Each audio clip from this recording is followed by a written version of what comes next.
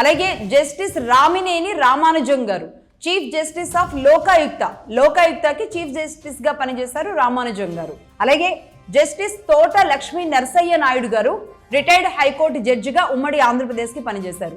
Justice తమడ Gopalakrishna గారు మాజీ high court జడ్జిగా పనిచేశారు.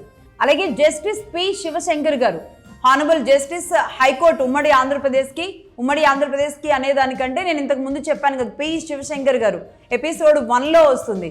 ఆయన ఇక్కడ కేవలం ఒక 2-3 ఏళ్లు మాత్రమే పనిచేశారు.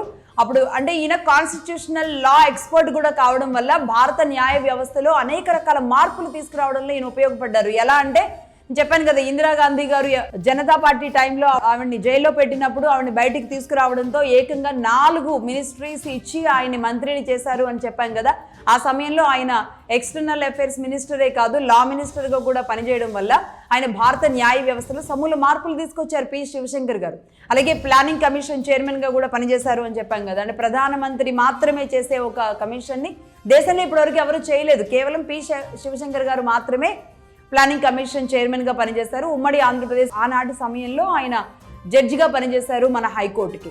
రైట్, ఇక జస్టిస్ ఐ వెంకట్రావు గారు ఈయన ఉమ్మడి హైకోర్టుకి జడ్జిగా పనిచేశారు.